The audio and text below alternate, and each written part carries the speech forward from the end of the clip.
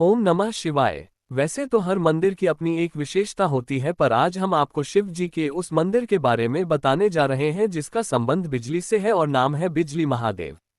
बिजली महादेव मंदिर हिमाचल प्रदेश के कुल्लू जिले के काश्वरी गांव के पास है। माना जाता है कि हिमाचल की खूबसूरत पहाड़ियों में यह मंदिर प्राचीन काल से स्थित है। इस मंदिर के पास ही ब्यास और पार्वती नदी का संगम स्थल भी है।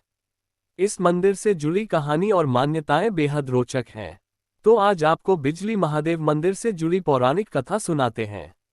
माना जाता है कि कुल्लू जिले की जिस पहाड़ी पर यह मंदिर स्थित है वो कुलंत नामक राक्षस के शरीर से बना है। कुलंत के नाम से ही कुल्लू का नाम भी पड़ा है। पौराणिक कथा के अनुसार एक समय धरती पर कुलंत नाम का एक राक्षस हुआ करता था। कुलंत अत्यंत शक्तिशाली था। वह अपने बल का प्रयोग करके ब्यास नदी के प्रवाह को रोकना चाहता था और पूरी घाटी को जल में डुबोना चाहता था। अपने इस उद्देश्य की पूर्ति के लिए कुलंत ने अजगर का रूप धारण कर लिया और जल के प्रवाह को रोकने की कोशिश करने लगा।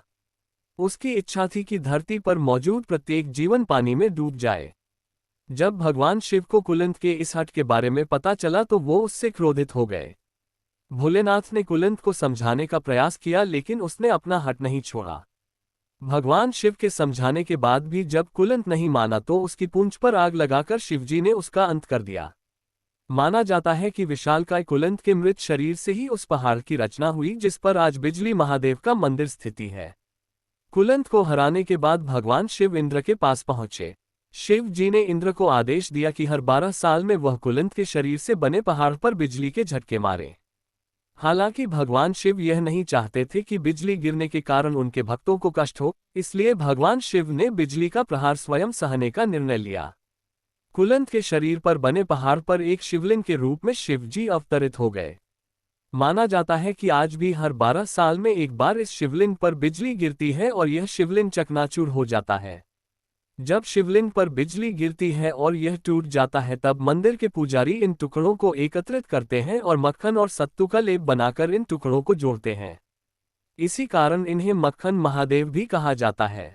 चमत्कारी रूप से कुछ ही दिनों के बाद ये शिवलिंग अपने पुराने स्वरूप में लौटने लगता है। इस चमत्कार को देखकर हर कोई हैरान रह जाता है और इसको देखने दूर दूर से भक्त आते हैं। कुलांत पहाड़ पर स्थित इस जगह को कुलांत पीठ भी कहा जाता है। मंदिर में हर साल सावन महीने में बड़ा मेला लगता है। लोग हिमाचल के कोनों कोनों से दर्शन के लिए आते हैं। जनवरी से मार्च तक मंदिर के कपाट बंद रहते हैं और फिर शिवरात्रि के दिन खोले जाते हैं। मंदिर के पास एक बड़ा त्रिशूल लगा हुआ है जिसकी ऊंचाई करीब 50 फीट है। मान्यता है कि बिजली इसी त्रिशूल से होते हुए शिवलिंग पर गिरती है। कब जाए बिजली महादेव मंदिर? बिजली महादेव के दर्शन करने के लिए यूं तो साल भर भक्त जाते हैं, लेकिन इस मंदिर की यात्रा के लिए अप्रैल से जून और सितंबर से नवंबर के महीने सबसे अनुकूल माने जाते हैं। सर्दियों में यहाँ बर्फबारी होती है जिसके कारण भक्तों का यहाँ तक पहुँचना संभव नहीं होता। इस मंदिर में जो भी भक्त सच्ची श्रद्धा के साथ जाता है भोलेनाथ उसकी सभी मनोकामनाओं को पूरा करते हैं। बिजली महादेव मंदिर कुल्लू घाटी में ही है, जहाँ से घाटी और हिमालय की चोटियों जैसे नंदा देवी त्रिशूल के शानदार नज़ारे दिखते हैं। चांदसारी गांव और अन्य स्थानीय मंदिर जैसे सयाली महादेव, ब्रानी महादेव और जुवानी महादेव जैसे कई अन्य भगवान शिव के मंदिर भी हैं, जिनका अपना महत्व है। मंदिर तक पहुंचने के लिए ट्रैकिंग करनी पड़ती है, जो अपने आप में एक अनुभव है, और रास्ते में सुंदर प्रकृति का नज़ारा मिलता है। बिजली महादेव के बारे में जानकर आपको अच्छा लगा हो तो लाइक और सब्सक्राइब करें। देखने के लिए धन्यवाद। राधे राधे।